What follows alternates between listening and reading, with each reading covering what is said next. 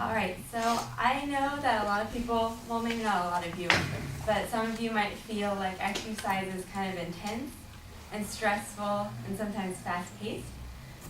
Like if you watch a workout video, for instance, I think you can understand how intense it is. Like they'll be playing really fast music, loud music, or if you go into a gym, you'll see a lot of people with like loud music on, or I think it gets them pumped and stuff, but for me, it's not really like that. I get kind of stressed out, like say if I'm jogging or something, I can't breathe as well, like it's not a very good thing.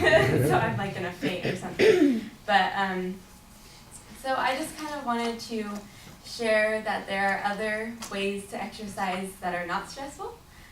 Yoga is one of them, and yoga literally actually means the union of body, mind, and the spirit.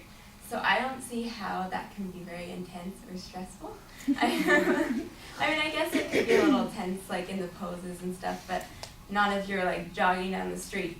But I actually practice yoga and I really enjoy it. And then I did some research to back all of this information up. So I just wanted to kind of explain how it can be more beneficial than traditional exercises like weightlifting or running or things like that. And basically, the main things I want to identify are that yoga can improve the mental state of those who practice it. They have better physical well-being, and also it improves breathing habits, which is really important when you're exercising. Obviously, like I said, you don't want to faint. All right, well first I want to talk to you about how it strengthens your mental state. I know for a lot of us, we might be really stressed out with finals or things like that, which is never any fun, but I think that yoga is a good practice for that, and also there is some research to back that up. So yoga kind of is said to help with people with depression, and like stress, things like that. And an example of that would be a study of 61 schizophrenic patients who practiced yoga. They focused mostly on the poses and the breathing exercises. After practicing it for a certain amount of time, they were more social and they had psychological improvements as well, as opposed to those who did the walking and jogging exercises. They showed more improvements than them, which according to the Journal of Alternative and Complementary Medicine. So I think that's kind of important to see how the difference between if you're just jogging down the street or if you're doing yoga, it can actually help your mental state a bit more. Also, in a study of 24 emotionally distressed women who did a yoga class for 3 months, twice a week, after the 3-month period, their depression was they didn't have. Sorry, I need to rephrase that. Their depression decreased by 50%, their anxiety by 30%, and their overall well-being increased by 65%. So, as opposed to those who weren't in the yoga class. So it actually shows how we could benefit mentally from doing just an exercise, and also just an exercise that's relaxing also. The next point I want to make is that it can help the physical wellness of those who practice it. So, let's see. I think I chose a couple of examples of people who already have pretty bad illnesses. The first one is renal failure, which is basically like a kidney failure. The patients practice it twice a week for 3 months, and their overall pain was decreased, their fatigue was decreased, and they had less sleep disturbances. I don't know if you've ever had like a loved one who has experienced an intense illness.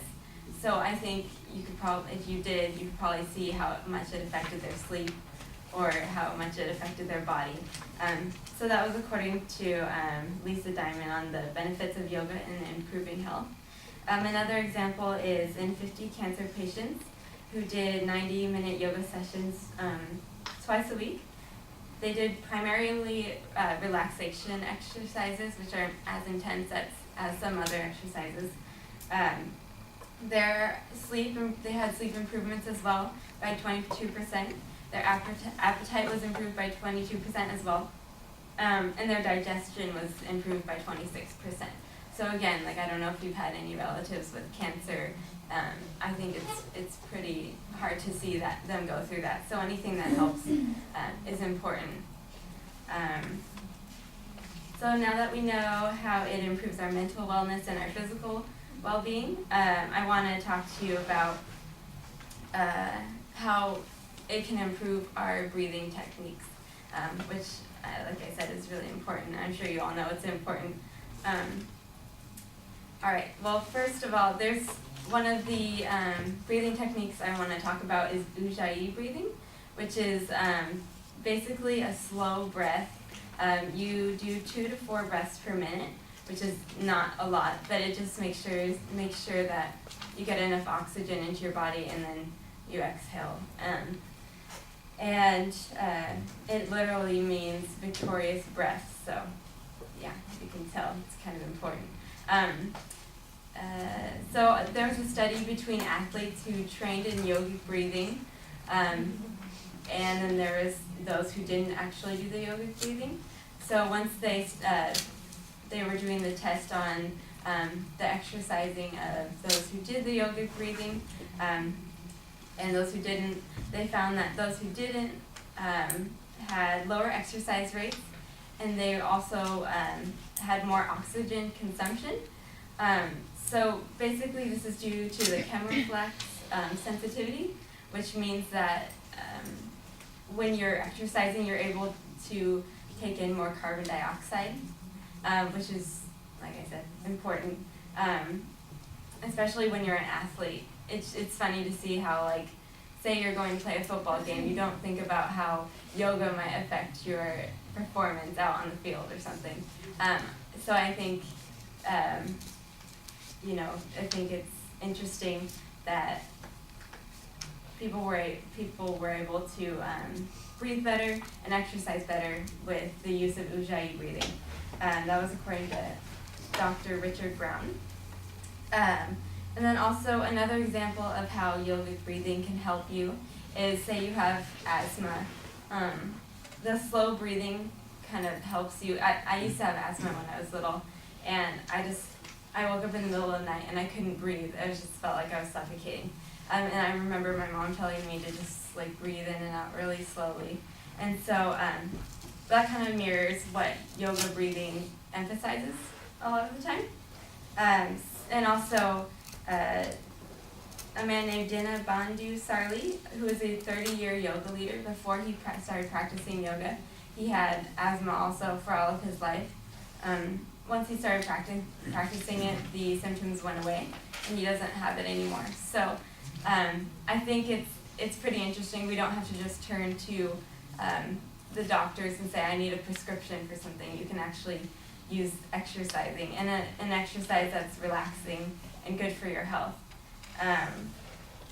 In conclusion, I just wanted to say that, we all know that exercising is good for us, it's healthy, and not a lot of us may want to do it, but we know that there's an alternative, which is yoga or other relaxing exercises like that can actually help strengthen us as well as improve our physical and mental health.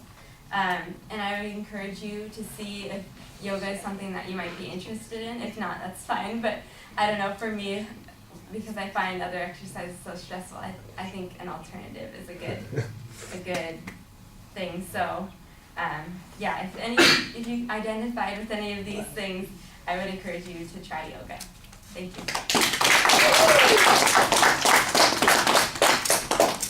29 seconds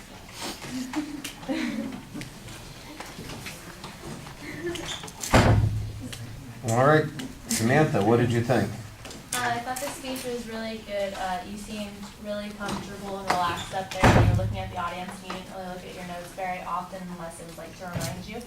So I thought that was really good. There were a couple times where you got stuck, but you recovered really well from that and kept moving along. Your examples fit really well with your main points, so that was good. And I was gonna say that you should add a personal example as I was listening to this speech, but then you had the example about how you with your asthma, and I thought that helped because I could tell that you were interested in the topic, and the personal example kind of helped justify it more. And I thought the conclusion wrapped it all up together, and so everything was really good, and I don't really have any critiques on it. Thank you. Well, saying the good things, a critique also, we just think of critiques as being negative. They can be positive too. I liked a lot of the things in the speech. I think you did a very good job talking to the audience for the most part. So there's a good example, Sheila, of what I was talking about. If you're looking at the notes occasionally, just to get the next idea across, you know, there you go. She did exactly the kind of thing. If you're going to have notes, use them as little as possible and just use them for those particular things. And I thought you did a very good job talking to the audience for the most part. So that enhances your credibility. It's very well organized. I thought the transitions were all pretty good. There was one that felt a little awkward, but the last one I thought was really effective, moving from one point to the next. So that was clear. There's a lot of data in the speech, which I appreciated. I tell you the thing that I thought was maybe a little bit problematic is we got a lot more information on studies and statistics, and I think I kind of agree an example here and there would be useful. The one that you have I think is pretty good, but on some of those ones, if you had a case study of one of the women who was going through depression, for instance, to go along with the statistic, I think it would be a little bit more emotionally involving to the audience. We talked about this before. Listening to statistics is like, oh my gosh, it's, number crunching is fine if you went into one of those STEM colleges, but the rest of us, we need a little bit personalization on this, and so I think you could add something to it and get a little more emotional involvement in it. But it's well organized, well received. The other thing that I think that you might want to do, I don't remember talking about this, so I don't know that I can really say that it's something that I should yell at you about, because I didn't tell you not to do this. You are citing your sources after you've presented the information, and it's almost always clearer if you cite it before you present the information. So you give us the statistic, you tell us about the study, and then you say, and that came from blah, blah, blah, blah, blah. I think it works better if you go the other way around and say, a study done in Great Britain reported in the Annals of Alternative Psychiatric Treatments came up with these particular results. I think that's a clearer way of citing the information. Just the one thing on delivery that you might want to focus on, and it's one of those things that everybody does occasionally, but if you don't realize how frequently you're doing it, you don't step on it a little bit. You have a lot of those vocalized pauses, uhs, that sort of thing. And you sometimes you can use your breathing technique. If you instead of saying the if you could just take a breath as you're going into the next thing instead of saying the thing, that might be a good way to deal with it. All right, thank you. What did I do?